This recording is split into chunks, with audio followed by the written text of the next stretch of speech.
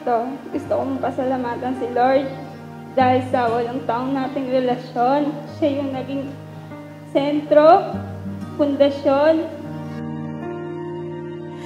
Rainbow notes upon the walls, dancing children under rain falls, perfect sunset set to 10. Then we begin again.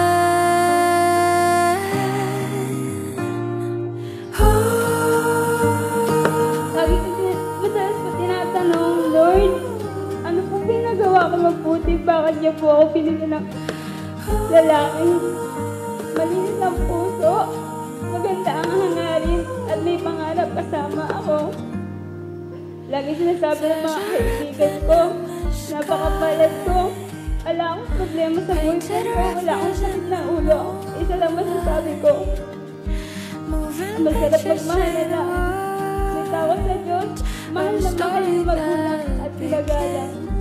Naranasan natin yung LDR, yung long distance relationship, na magkakasama tayo, araw lang, magkakahiwalay ulit, at napatunayan natin na hindi hadlang yung layo sa dalawang taong nagmamahalan at sa relasyon na ang sentro ay ang Panginoon. And all the other routes are rough, we'll get through it just because.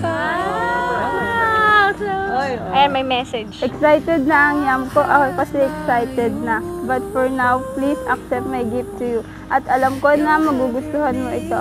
We capture every memories together para sa lahat ng ating gala, libot, ride at may picture tayo. See you in the presence of the Lord at the altar. I love you. Through tired eyes I see you show. Bago mawala si tatay, masaya ko kasi nakilala ka niya. Ikaw lang yung lalaking pinakilala ko sa kanya. At alam ko na masaya si tatay ngayon kasi yung puso niya, meron na ngayong lalaking makakasama sa bawang buhay. At alam niyang hindi mo ako iiwan. Alam ko, madami na tayong pinagdaanan at madami pang pagdadaanan sa 8 taon na relasyon na meron tayo. So no matter if our blue skies turn to gray, there's a ray of sun that's bound to light our way. And although the roads are rough, we'll get through it just because. I'll have my you, you'll have your me. No matter what may come, we'll have our we. And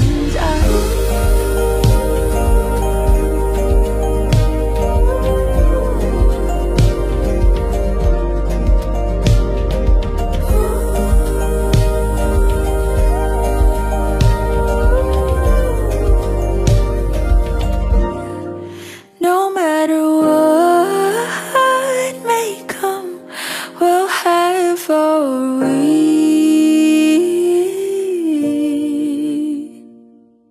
and us.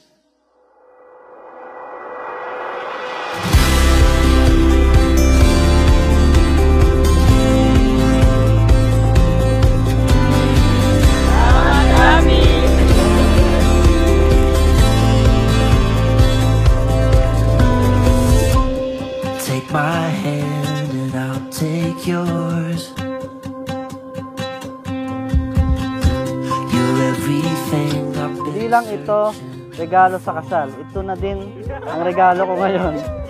8th anniversary natin. Alam kong gusto mo to. Mahal kita sobra. Lagi mong binibigay ay mga bagay na gusto ko. Sa pagkakataong ito, hayaan mong gusto mo naman ang maibigay ko.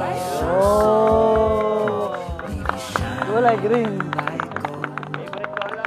Together we're better, you and I. Wherever, whenever, just close your eyes. We